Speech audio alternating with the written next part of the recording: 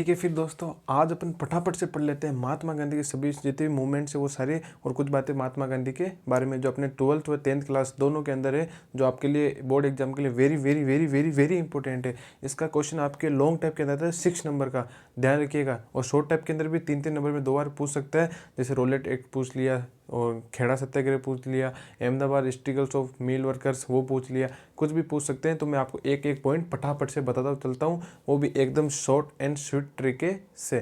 ठीक है, फटाफट पढ़ते हैं। कुछ बातें अपन पहले महात्मा गांधी के बारे में चल लेते हैं। अपन किसके बारे में? महात्मा गांधी के मूवमेंट्स के बारे में पढ़ेंगे। मूवमेंट्स को हिंदी में क्या बोलते हैं? आंदोलन के बारे में। ठीक है, पहली बात जन्म कब हुआ महात्मा गांधी का? महात्मा गांधी का जन्म कब हुआ? अरे भाई साहब नहीं पता क्या वो? 1869। ठीक है, महात्मा गांधी बोर्न इन 2 अक्टूबर 1869। ठीक है, कहाँ पर? पोरबंदर, गुजरात के अंदर, काठियावाड़। ठीक है, पोरबंदर काठियावाड़ गुजरात के अंदर। ठीक है, अब इनके फादर का नाम, इनके पिताजी का नाम जल्दी से बता दीजिए कमेंट करके, पता होगा आपको। मदर का नाम बताइए, माता का नाम क्या था? पुतली बाई। आपको तो क्या पता, कब बताओगे, मैं ही बता देता हूँ। करमचंद गांधी। ठीक है, वाइफ पत्नी नहीं बता, देखो मैं बताता हूँ, क्या नाम है? कस्तूरबा, तू ही तू कस्तूरबा। महात्मा गांधी की पत्नी का नाम तू ही तू कस्तूरबा। ठीक है, एक बार फिर देख लीजिएगा। महात्मा गांधी जन्म 2 अक्टूबर 1869, 2 अक्टूबर 1869, पोरबंदर काठियावाड़ गुजरात के अंदर। कहाँ पर? पोरबंदर काठियावाड़ गुजरात के अंदर, ध्यान रखिएगा। फिर पिता का नाम करमचंद गांधी, मदर माता का नाम पुतलीबाई, वाइफ कस्तूरबा। ठीक है, अब इनके बेटों के नाम। ठीक है, इनके पुत्र सुपुत्र, पूत कपूत तो क्यों धन सच्चे, पूत सपूत तो क्यों धन संचय। आपको पता होगा, हिंदी वाले सर ने बताया होगा। पढ़ते हो कि नहीं पढ़ते हो अलंकार? पूत सपूत तो क्यों धन संचय, पूत कपूत तो क्यों धन संचय, समझ रहे होंगे। 3 बेर खाती थी वो 3 बेर खाती है, नगन जड़ाती थी वो नगन जड़ाती है। याद है कि नहीं है? हिंदी में पढ़ लीजिएगा, ये इंपॉर्टेंट है। मेरा आया था पुत्र। ठीक है, पुत्र कौन थे? मणिलाल,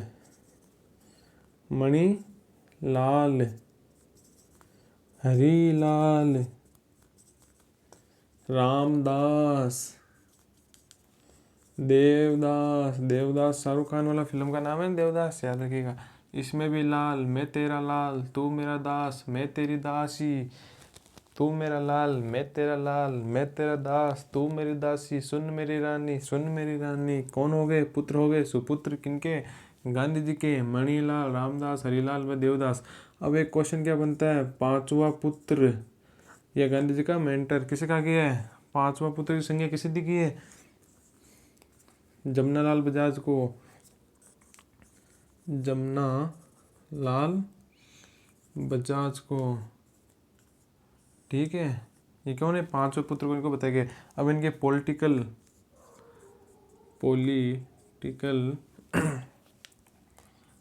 मेंटर या इनको पॉलिटिकल गुरु, राजनीतिक गुरु किसे कहा गया है? गोपाल कृष्ण गोखले। ये बेसिक सी बातें आपको ध्यान रखना है, लेकिन ये इंपॉर्टेंट है, इसके बारे में आप ध्यान रख लीजिएगा। पॉलिटिकल मेंटर या पॉलिटिकल राजनीतिक गुरु। ठीक है, महात्मा गांधी का जन्म 2 अक्टूबर 1869 के अंदर पोरबंदर काठियावाड़ गुजरात के अंदर हुआ था। फादर कौन थे? करमचंद गांधी। मदर कौन थी? पुतलीबाई। वाइफ कौन थी? कस्तूरबा। पुत्र कौन था? लाल रामदास देवदास। पुत्र, 5वां पुत्र की उपाधि किसे दी गई? जमनालाल बजाज को दी गई। पॉलिटिकल मेंटर कौन था? गोपाल कृष्ण गोखले। ठीक है, अब इसके बाद में आपको एक बात पता और रहनी चाहिए, बेसिक सी बात है, आपको बस इनके बारे में ध्यान रखना है। 1893 के अंदर ये कहाँ चले गए थे? साउथ अफ्रीका, याद होगा। लेकिन ये आपको इससे आगे वाली जो बात है वो ध्यान में रखनी है। फिर अब इनकी, चलो ठीक है, इससे पहले आपको एक और बात बता दूं, गांधी जी की मृत्यु कब हुई थी? डेथ, मृत्यु कब हुई थी? 30 जनवरी 1948, 30 जनवरी 1948। ठीक है, किसने की थी? अरे अपना भाई साहब आरएसएस वाला बंदा नाथूराम गोडसे ने की थी भैया। गोली मार कर की थी कि नहीं की थी? की नहीं की थी? 1948 के अंदर नाथूराम गोडसे ने कहाँ पे की थी? बिरला भवन दिल्ली के अंदर प्रार्थना सभा के अंदर की थी। ठीक है, इतनी बातें आपको याद नहीं रखनी है, मैं तो आपको ये बेसिक सी जानकारी दे रहा हूँ। भाई साहब गांधी जी के बारे में पता होना चाहिए आपको। ठीक है, 30 जनवरी 1948 नाथूराम गोडसे ने गोली मारकर हत्या, कहाँ पर? बिरला भवन दिल्ली के अंदर प्रार्थना सभा के अंदर। ठीक है, तो अभी इसको कौन से दिवस? शहीद दिवस बनाते हैं कि नहीं बनाते हैं? शहीद दिवस बनाते हैं। एक अपन कौन सा दिवस बनाते हैं? 23 मार्च को बनाते नहीं बनाते? किसको? शहीद भगत सिंह, राजगुरु और सुखदेव को फांसी चढ़ा दी गई थी, पता है ना आपको? 23 मार्च को अपन इसको भी क्या बनाते हैं? जे शहीद दिवस के रूप में बनाते हैं, शहीद दिवस। तो शहीद दिवस बनाते कि नहीं बनाते? एक आपको 8 अप्रैल भी याद होगी, मंगल पांडे, उनको भी नहीं भूल सकते अपन 1857 की क्रांति में। ठीक है, याद रखिएगा। ठीक है, शहीद दिवस किसे? 30 जनवरी 1948, मतलब 30 जनवरी को, और 23 मार्च को। इंटरनेशनल वुमेन डे 8 मार्च को। ठीक है, हो गई बात, आपको समझ में आ गई होगी। इसके बाद में अपन बात करते हैं 1893। गांधी जी कहाँ चले गए थे? South Africa. उसको आपको याद नहीं रखना क्यों गए थे, क्यों नहीं गए थे। आपके बुक के अंदर यहाँ से स्टार्ट नहीं हो रहा है, आपके बुक के अंदर कहाँ से स्टार्ट हो रहा है, मैं आपको बता देता हूँ। आपके बुक के अंदर स्टार्ट हो रहा है 1915, 1915 से, 1950 से स्टार्ट हो रहा है क्या। गांधी जी वापस कहाँ आए थे?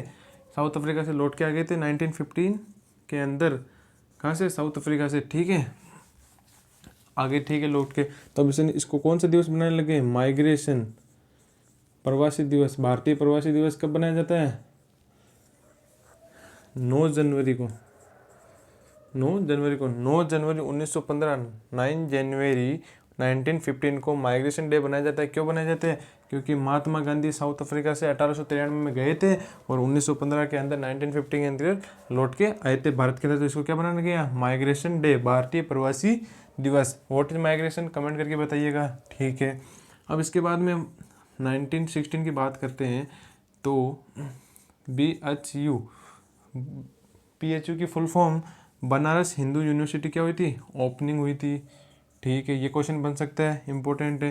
फटाफट आपको मैं रिवीजन करा रहा हूँ, या फिर समझ लीजिए मैं आपको टॉपर बना रहा हूँ। ये एकदम इंपॉर्टेंट बातें बता रहा हूँ। 1916 के अंदर BHU बनारस हिंदू यूनिवर्सिटी की ओपनिंग हुई थी। अब एक 1960 के अंदर कौन सा हुआ था? कांग्रेस का एक सेशन भी हुआ था। ठीक है, ये आपको याद रखना है तो रख लीजिएगा। अब एक बात अपन कहते हैं 1917 के अंदर। 1917 के अंदर क्या हुआ था? फर्स्ट सत्याग्रह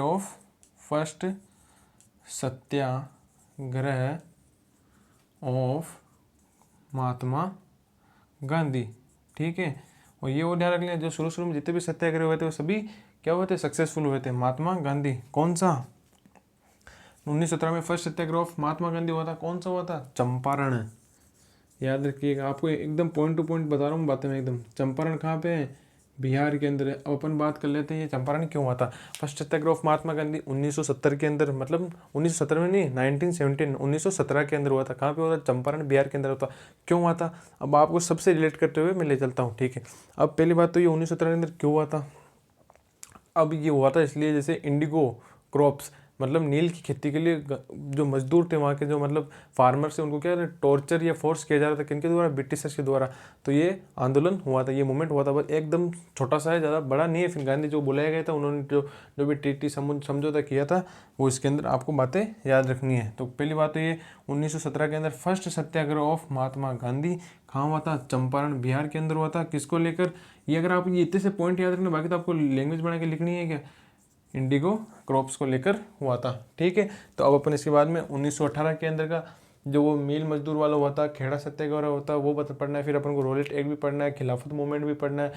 तो अब अपन बात करते हैं उसके आगे की। 1918 1918 के अंदर struggles of mill workers of Ahmedabad हुआ था। ठीक है, 1917 के अंदर कौन सा फर्स्ट सत्याग्रह महात्मा गांधी चंपारण कहाँ, बिहार में, किस लिए, इंडिगो क्रॉप्स के विरोध के अंदर। ठीक है, लेकिन वो उन्होंने मना कर दिया, क्यों, क्योंकि इंडिगो क्रॉप जो नील की खेती है उसके अंदर क्या होता है, मतलब जो इन्फेक्शन फैलने लगता है हाथों के अंदर, जब लॉन्ग टाइम तक उसको करते जाते थे, और जो उन्होंने जितनी उसकी मजदूरी मांगी थी, उन्होंने जितना उसका पैसा मांगा था वो भी उनको नहीं दे रहे थे। फिर उन्होंने क्या हुआ, ब्रिटिशर्स ने उनको फोर्स और टॉर्चरिंग करने लगे थे। फिर गांधी जो बुलाया गया था, समझौता किया गया था, बस वो इतना ही था। उसके बाद में अब 1918 के अंदर अपन बात करेंगे इसके अंदर क्या हुआ था, struggles of the mill workers, जो मिल मजदूर आंदोलन कहते हैं इसको, अहमदाबाद का। ठीक है, इसमें क्या हुआ था, जो मतलब वहाँ के लेबर्स थे उन्होंने क्या किया था, इंक्रीज हमारे क्या कीजिए, इंक्रीज कीजिए वेजेस या एंड सैलरी, मतलब उनकी मजदूरी या उनके सैलरी को क्या कीजिए, इंक्रीज कीजिए। लेकिन वहाँ के रिफ्यूज़ कर दिया, मना कर दिया था, किन्होंने, ओनर्स ने, कि भाई हम तो नहीं बढ़ाएंगे। फिर वहाँ पे गांधी जी आए थे, फिर ये भी सक्सेसफुल हुआ था। इसके बाद में 1918 के अंदर 1918 में एक हुआ था, उसको बोलते हैं खेड़ा सत्याग्रह, खेड़ा सत्याग्रह इंपोर्टेंट, ये भी farmer refuse to pay tax due to failure crops. क्या हुआ था, फार्मर्स ने जो अपने किसान भाई थे उन्होंने मना कर दिया, भाई हम टैक्स नहीं भर सकते हैं, क्यों, क्योंकि हमारी क्रॉप्स क्या है वो पूरी बर्बाद हो चुकी है। फिर भी उन्होंने उनको फोर्स किया था ब्रिटिशर्स ने, फिर गांधी जी आए थे, फिर ये भी सफल हुआ था। ठीक है, अब 1919 के अंदर रोलेट एक्ट, गांधी जी के शुरू वाले जो सत्याग्रह थे यही सक्सेसफुल हुए थे, बाकी सब कोई भी सक्सेसफुल नहीं हुआ था। 1919 का रोलेट एक्ट, इसका अपन क्या कहते हैं, ब्लैक लॉ, मतलब काला कानून भी इसे हम कहते हैं। ठीक है, मैं आशा करता हूँ समझ में तो आ रहा है ना आपको, नहीं समझ में आ रहा है तो कमेंट करके एक बार बता दीजिएगा, मैं आपको वापस से, ये नहीं है जरूरी इससे भी जोरदार क्लास इसी को वापस रिपीट करा सकता हूँ, मैं सिर्फ और सिर्फ आपके लिए करता हूँ, क्योंकि मैं टॉपर बन चुका हूँ, अब आपको भी बनना है, क्योंकि टॉपर बनने के बाद में जो फीलिंग आती है कि वो आप बनने के बाद आपको पता चलेगा। ठीक है, रोलेट एक्ट, काला कानून, अब ये क्यों पारित किया गया था, टू करस द इंडियन नेशनल मूवमेंट, समझ रहे होंगे, राष्ट्रीय आंदोलनों को करस करने के लिए, उनको दबाने के लिए किया गया था। Anybody could be arrested without any investigation, आपने वो बात तो सुनी होगी, बिना अपील दलील के अपन किसी को भी अरेस्ट कर सकते हैं, अपन नहीं, मतलब जो ब्रिटिशर्स थे उस वक्त। ठीक है, फिर आता है इसके बाद में अपन जलियांवाला बाग मैसेकर, ये तो आपको सभी को पता होगा, ये इंपॉर्टेंट है, क्लास 10th वालों के लिए भी होगा, क्लास 12th वालों के लिए भी, लेकिन क्लास 10th वाले के लिए मोस्ट इंपॉर्टेंट है, क्योंकि आजकल तो ये कोई 12th क्लास में तो इसको शायद ही पूछते हैं। 12th क्लास के अंदर वो जो 3 मूवमेंट है जो मैं आपको बताऊंगा, एकदम शॉर्ट ट्रिक है, मतलब एकदम शॉर्ट एंड स्वीट है, आपको देखते ही समझ में आ जाएगा। ये भी आपको आ ही रहा होगा समझ में, जलियांवाला बाग मैसेकर ये कब हुआ था, 13 अप्रैल 1919 को हुआ था। कहाँ पे हुआ था, अमृतसर के अंदर हुआ था, Lahore. Arrested doctor Kitchlew and doctor Satyapal को during the protest against the Rowlatt Act, इसका संबंध किससे है, इसी से, ये रोलेट एक्ट से। मतलब क्या हुआ था, दो किचलू एंड सत्यपाल थे, जो 2 लोग थे, ये कौन कर रहे थे, ये लीड कर रहे थे एक लोकल आंदोलन, मतलब ऐसे ही वहाँ का एक क्षेत्रीय आंदोलन चल रहा था, किसके विरोध में, रोलेट एक्ट के विरोध में। फिर क्या हुआ, ब्रिटिश गवर्नमेंट ने डॉक्टर किचलू और डॉक्टर सत्यपाल को अरेस्ट कर लिया। अब भाई साहब अरेस्ट तो कर लिया, जो ठीक है, तो अब बोले क्या हुआ, अमृतसर के जो पीपल थे, जो लोग थे, उन्होंने क्या एक ऑर्गेनाइज की large meeting at Jallianwala Bagh, उन्होंने जलियांवाला बाग के अंदर एक मीटिंग बिठाई कि भाई इनको कैसे छुड़ाए। तो फिर क्या हुआ, वहाँ पे एक brigadier general Dyer order to his army open fire on protesters, जो आंदोलन कर रहे थे उन पे क्या हुई, डिस्क्यों चलवा दी। भाई साहब बहुत बुरा किया उन लोगों के साथ। और फिर वहाँ पे लगभग 378, कहीं पे 362, कहीं पे 363, मतलब आप ऐसे लिख सकते हो सेवरल पीपल्स किल हुए थे वहाँ पर, मतलब कई लोग मर गए थे, मतलब बहुत ही एकदम भयानक सा वहाँ पे हादसा किया गया था इन सालों हरामियों की वजह से, इन ब्रिटिशर्स की वजह से। ठीक है, अब इसके बाद में बात अपन करते हैं खिलाफत मूवमेंट, इसको लीड किसने किया था, 2 अली बंधु कहते हैं जिन्हें अपन, शौकत अली व मोहम्मद अली ओटमान के वह होली प्लेसेस को वापस सुल्तान को दिया जाए, इसमें गांधी जी ने कुछ महत्वपूर्ण अपनी भूमिका निभाई थी, ये भी आप ध्यान रखिएगा। अब अपन बात करेंगे वो जो 3 मूवमेंट, जो एक 6 नंबर का ये जो सुनहरा मौका है ये आपके लिए ही बना है, अब अपन वो पढ़ने वाले जल्दी।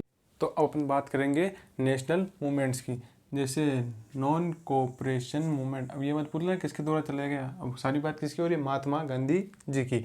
ठीक है, अब इसके होने के कारण, सबसे पहले अपन को कारण भी, मतलब किस कारण से ये हुआ था वो भी अपन को पता होना जरूरी है कि नहीं होना चाहिए। तो चलो भैया जानते हैं किस कारण हुआ था। अब अपन को फायदा क्या रहेगा, अपन ने ये सब कुछ पहले पढ़ लिया, तो मतलब जो मैं आपको बेसिक से जानकारी दे रहा था, डिटेल में नहीं बताया मैंने आपको, मेरे पता है, लेकिन आपको मैंने जानकारी दे दी। अब इसकी ऐसे अटपटा नहीं लगेगा आपको, मतलब एकदम कि ये रोलेट एक्ट क्या है, जलियांवाला बाग क्या है, खिलाफत मूवमेंट क्या है, आपको ये सब पता है। तो आपने पहले रोलेट एक्ट पढ़ ही लिया, तो इसका रीज़न क्या हुआ है, नॉन कोऑपरेशन मूवमेंट को करने का रीज़न क्या था, कि भाई रोलेट एक्ट, जलियांवाला बाग में खिलाफत मूवमेंट। जलियांवाला बाग कब हुआ था? 13 अप्रैल 1919 को, ठीक है। खिलाफत मूवमेंट की डेट आप मुझे कमेंट करके बताइएगा ज़रूर। Rowlatt act 1919, black law, anybody could be arrested without any investigation, ठीक है। समझ में ना आपको? याद तो है कि प्रोग्राम्स। अब अंदर इसके अंदर कौन कौन से कार्य किए गए थे पता है ना आपको? Boycott of government and colleges, ठीक है। गवर्नमेंट के जितने भी कॉलेजेस थे, महाविद्यालय, स्कूल, विद्यालय थे, उन सबको क्या किया? बाइकआउट, विरोध किया गया था। और डिमांड क्या रखी गई थी? Establishment of national school and college, ठीक है। फिर बाइकआउट ऑफ गवर्नमेंट कोर्ट्स, ठीक है। और डिमांड क्या रखी गई थी? Establishment of national panchayat. Boycott of foreign goods, promoted किसको किया गया था? स्वदेशी को, कि भाई खुद का मतलब अपने अपने देश में निर्मित चीज़ों का उपयोग करेंगे, फॉरेन गुड्स का एकदम विरोध करेंगे। Farmers of our did not pay tax, इन्होंने बहुत ही अच्छा काम किया था, इन्होंने टैक्स देने बंद कर दिया, साला टैक्स ही नहीं देंगे। फिर 6 lakh workers were involve in this, इस मूवमेंट के अंदर 6 लाख मजदूरों ने क्या लिया था? भाग लिया था, ठीक है। तो अपना ये एकदम शॉर्ट एंड स्वीट, मज़ा आया कि नहीं आया बताइएगा। नॉन कोऑपरेशन मूवमेंट मतलब 2 मिनट में आपको मैंने याद करा दिया। Reason, roulette act, Jallianwala Bagh, इस ऐसा कैसे आप लिख के आ जाना, बस एक पेज के अंदर पूरा इसको आप कवर कर देना। अब वो आपके हाथ में डिपेंड करता है कि आप इसको एक पेज के अंदर कैसे लिखते हो। मैंने तो लिख दिया था भाई, यही सेम टू सेम, मेरी बोर्ड को भी मंगा के देख लीजिए, ये का ये लिख के आया था। और ये भी जरूरी नहीं है आप तीनों याद करके जाओ, नॉलेज के लिए आपके लिए याद करके जाओ तो अच्छा होगा। 3 तो मूवमेंट है। अब एग्जाम में ऑप्शन के अंदर आता है तो 2 ही देगा, या तो सिविल डिसोबीडियंस देगा, याद करके चले जाओ, मतलब 2 याद करके चले जाओ, तीनों याद करने की जरूरत नहीं है। और आपकी अगर कैपेसिटी है तो तीनों याद करके चले जाओ। ये तो मेरा बताना था, मैंने आपको बता दिया, ठीक है। ये आपको याद हो गया होगा, ठीक है। इसके बाद में साइमन कमीशन, इससे पहले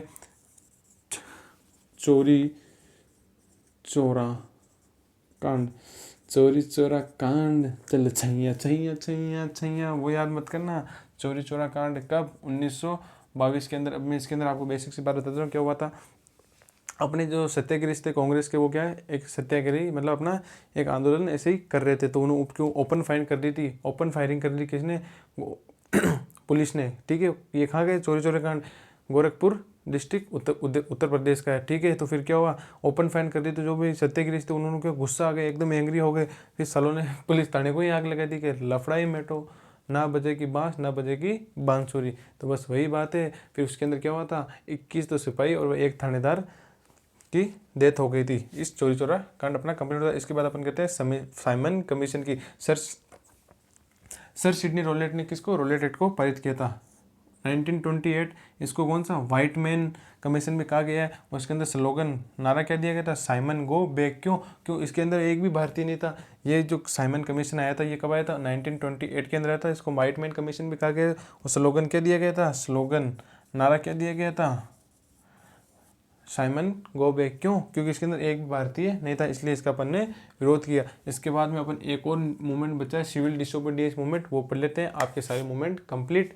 तो अब मेरी तरफ से तो लास्ट एंड फाइनल असहयोग आंदोलन, सिविल डिसोबीडियंस मूवमेंट बचा है। इसके बाद में क्विट इंडिया मूवमेंट, वो आपको मैं कराऊंगा नहीं, वो मैं आपको अगली जो कोई दूसरी क्लास बचेगी उसमें करा दूंगा। लेकिन इंपॉर्टेंट यही है, बस आप तो 2 मूवमेंट पढ़ जाइए, इनमें से कुछ भूलेगा। और लेकिन आप लैंग्वेज देख के मत डरिएगा पेपर के अंदर, आपको बस सिविल डिसोबीडियंस मूवमेंट पूछ ले। अब वो क्या पूछेगा कि अपने स्वतंत्रता के अंदर सिविल डिसोबीडियंस मूवमेंट का क्या इंपॉर्टेंस रोल था। तो अब आप तो सिविल डिसोबीडियंस मूवमेंट लिख दीजिए, फिर नीचे आप 1-2 लाइन दीजिए भाई यही रोल था, यही तो बात कहनी है बस। लेकिन आप तो बस क्वेश्चन देके डर जाते हैं। साल्ट मार्च, अब क्या हुआ था, जैसे मैं आपको पहले एक्सप्लेन करता हूँ, बेसिक से जानकारी देता हुआ चलता हूँ, बाकी इंपॉर्टेंट बात यही है।